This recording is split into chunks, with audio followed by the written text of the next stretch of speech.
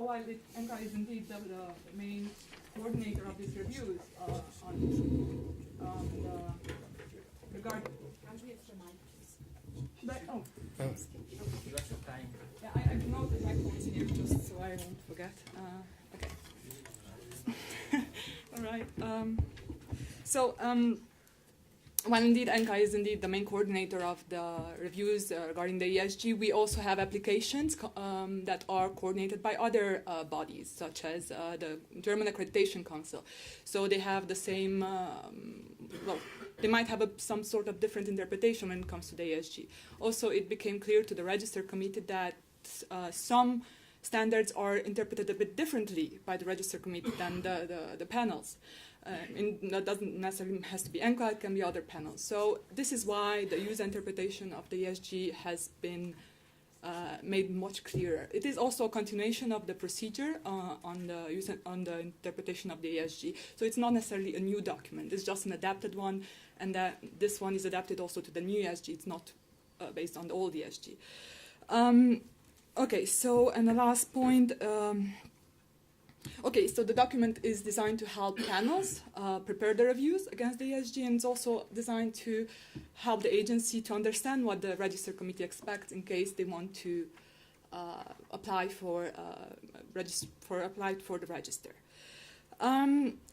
On the last point, the document was also sent to stakeholders. So, of course, UA, SU, all ECAR stakeholders were consulted. It was also presented during our General Assembly, which was in this March, if I'm not mistaken, and it was adopted. So it's a formal document that is now has been communicated to all agencies. So if there are any unclarities regarding those documents that were sent out, just ask me, and I'll do my best to respond. Okay, perfect. Thank you very much for the clarification. In any case, I still have my doubts, but I will not continue on that. So I don't know if there are some questions about any other topic. Yes, Martin. Yes.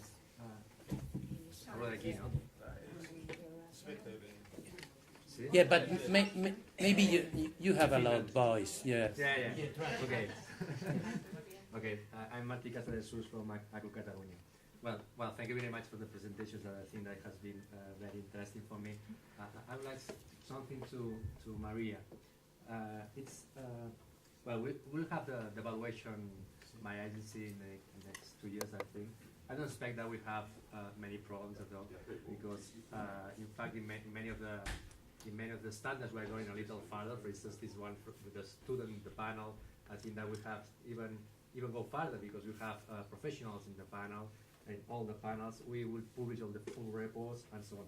The complaints, we will have the complaints system, so I think it's going to be good. However, we always have problems with the universities. Well, we have thousands of problems, millions of problems, but at least we have two that I think that they are relevant, that it's related to the standard, to the standard too. First of all, and I like very much when you're talking about the difference between quality assurance to the quality education. So many universities tell us that we are focusing a lot in the process, but not in the real education, in the real learning outcomes, let's say. In what's so we are focusing on the public information, we are focusing on the resources and so on, but not sometimes on if the students has learned something or which is the level of the student. Okay, so this is something that we are trying to solve. Okay? But then I go for the question. And the second issue that I think that we have some problems and we will solve in the next future is that some kind of repetition or to see again when we're going to a faculty or when we're going to a center, say, okay, we're checking again the same things, the same standards that we have been already seeing that last year. So what are you focusing with that? Why not focusing in other issues? Okay, so in the specific program. Okay, so there's some kind of things that if we have already overview before, we don't need to go further. Okay. Well, this is my problem, and just socializing here in order to let everybody knows my problem. I think that I will solve. But I will not talk about the standard 2, I would like to talk about the standard 3. I think that maybe sometimes we have the same problem with that when ENCUA was evaluating the agencies, let's say. First of all, yes, we can check everything. We can check these issues about the thematic analysis, the structure, independence, whatever. But I am not sure if we have to go further to see the specific, the external reports to analyze if the reports they are right and in the reports has our reports, the report from the agencies are real, what's the quality of the reports. So I would like to ask you if the same that the ENCUA is asking to the agencies is maybe agencies has to ask to ENCUA in the way that they are evaluating us. So because I think that the main issue if our reports they are useful and they are good for improving enhancement the universities.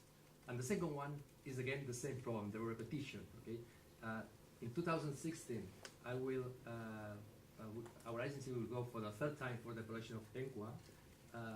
Well, I think that there are many issues that they have already seen. So, will you focus again in everything, or will you focus in the specific new things, in the specific user standard, in anything that's new, or again, we'll see everything. So I am just, let's say, try to say my problem to you, but from the third to the second, not to the second to the last. Thank you. Yes. Hear me? No, yes, no. I try to be brief. We can then continue also bilaterally because so that we don't take everybody's time. So I will actually only pick up the last question that you said. One thing that you are saying is, if I've got it correctly, that the real point is to see whether the work you do is good quality and relevant in your context. And you're not the only one who has expressed the wish that the external review reports would look a little bit more on that, and the peer reviewers would really try to understand the context in which you operate and what is your contribution to that context. So we are trying to find ways of alerting the reviewers, the experts through the training to this, so that there would be a bit better attention to, let's say, the impact, the context, etc., so that it can really give feedback to whether you are doing a good job in your context. I think that's the real point.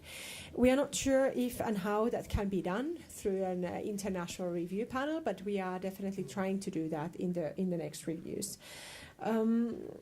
One point that you also said, it's this repetition, and it is a problem, and it's a challenge for everybody. It's a challenge for you towards the institutions and us towards the ENCUA, towards the agencies, so that it doesn't become a routine activity, too boring. You already know, we've already told you this before, especially if nothing much has changed, neither in the standards nor in the agency's procedures.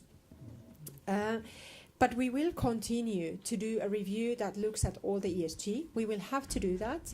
We had even proposed to the members, if they wish to go to a more, let's say, tailor-made review where they can really pick up the topics, we look at different elements and not go through all the ESG.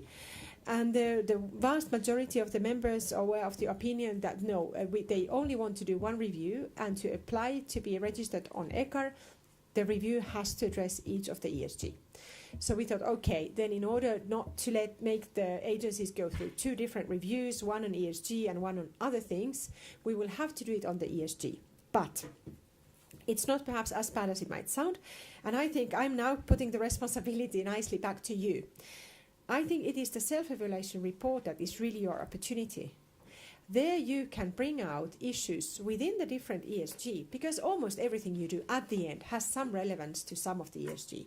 You can bring up your issues within your self-evaluation report, and therefore in that way steer the external review panel's attention to things that are most important to you, that are of relevance or under the umbrella of the ESG. So I would really recommend that you think about that when you do your self-evaluation, because that's your chance to point out important things. ¿Alguna pregunta más? Si queréis. Bueno, yo sí tengo una pregunta una pregunta. I have one question for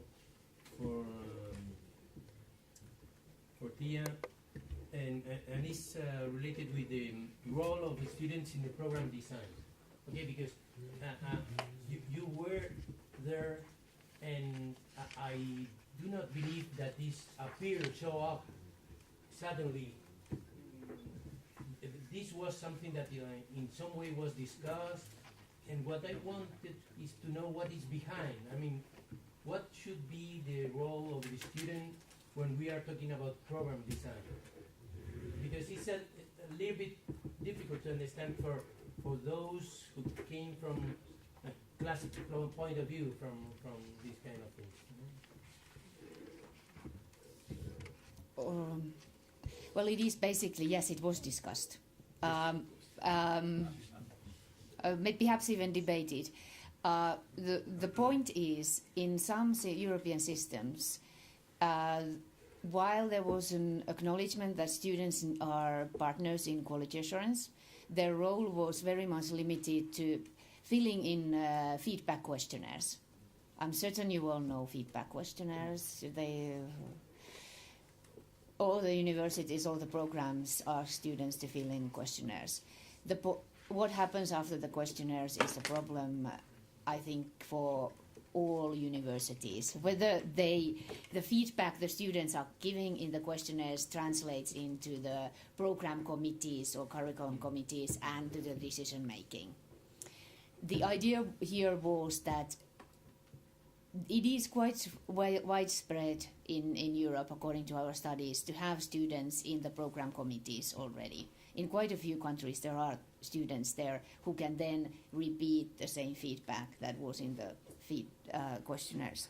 And the idea is that the students should be there, bringing up the student perspective, let's say, on the workload issues and such. The idea was not that the students will start determining what the programs look like, but they should at least have voice there. The same way we should probably, as universities, ask employers, prospective employers, what the program should look like. While, of course, it's still the academic community, the professors who ultimately shape what it looks like. Can I just make a quick comment? I can see that in the back of the room we are being showed stop. But just to say to Marty's comment about the criticism you get from your institutions about the quality assurance being all about processes and not going to the real core of the issue. This is criticism we got at European level about the ESG during the revision. So it's not only your problem, it's all across the Europe. Quality assurance is seen as something process that looks into the processes. And I think there is, in part one, there is an attempt to try to shift the focus through the fact that we talk about intended learning outcomes. And then in another standard, we talk about the fact that you need to check if the intended learning outcomes are achieved. You need to do this through student-centered learning, teaching and learning. You need to refer to the national qualification frameworks. These are trying to shift the internal quality assurance as well as the external quality assurance to, in a way, move slightly closer to what some people might call classroom, which is not necessarily any more traditional classroom. I don't know if it is evident, but we're trying to address it. But just to say, it's a widespread problem that we have an image problem in quality assurance. Well, thank you, Maria. Thank you, Tia, and thank you, all of us, all of you. Thank you.